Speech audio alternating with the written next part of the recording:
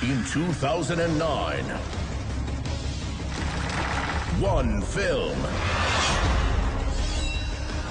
has it all. Killers, vampires, lesbians. And the name of this incredible movie: Lesbian Vampire Killers. Well, what else were we gonna call it? Directed by Phil Clayton and starring James Corden and Matthew Horn, who are best known for their comedic performances on British TV, Lesbian Vampire Killers is a movie that delivers exactly what the title suggests.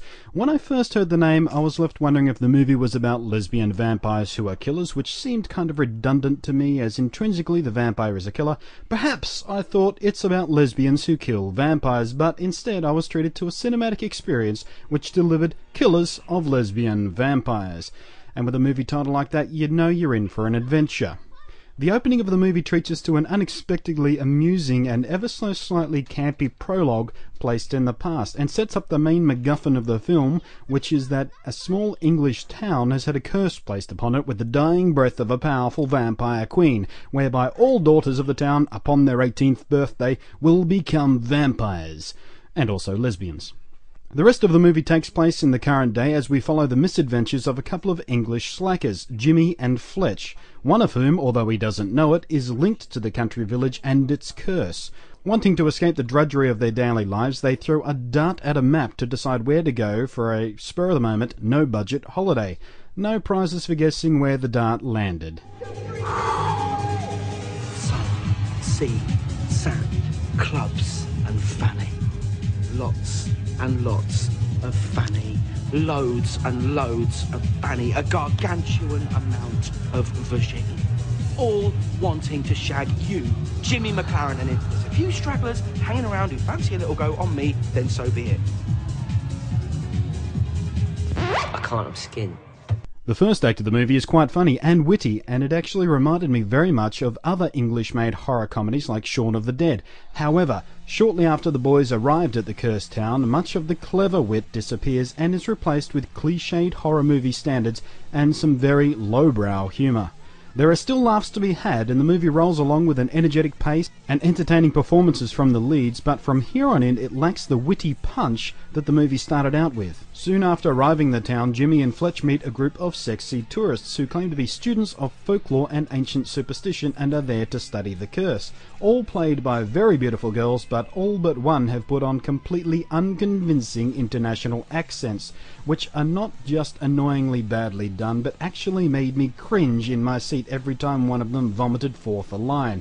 Aside from that, their performances were adequate, but really they're only there to look sexy, scream in terror, and die in entirely predictable and uninspired circumstances. Typical horror movie stuff. And as you may have already guessed, our unwitting heroes are soon drawn into the battle to save the town, once and for all, from the dreadful curse of the lesbian vampires. It's an age-old deal where the villagers supply a constant stream of fresh blood. In return, they get to keep their cowardly hides. Well, so we were just a light buffet for a bunch of hot dykes? To my shame, yes. Listen, your friend's arrival in our hamlet today is no coincidence. It's divine intervention, fulfilling a primordial prophecy. Balls.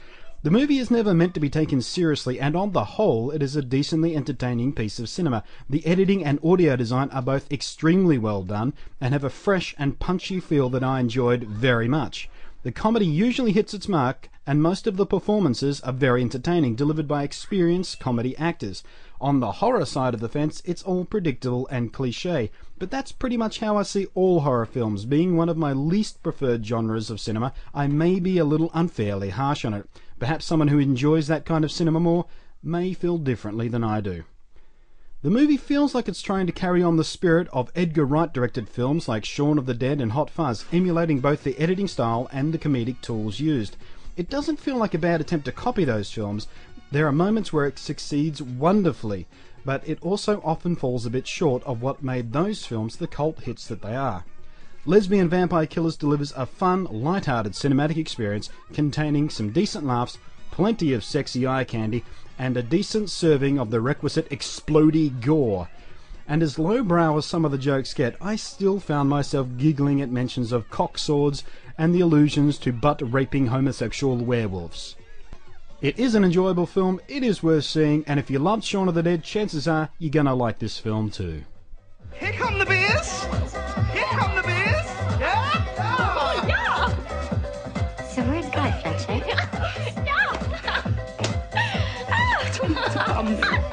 Oh, his heart's in the right place. It's just a shame his brain's in his dick.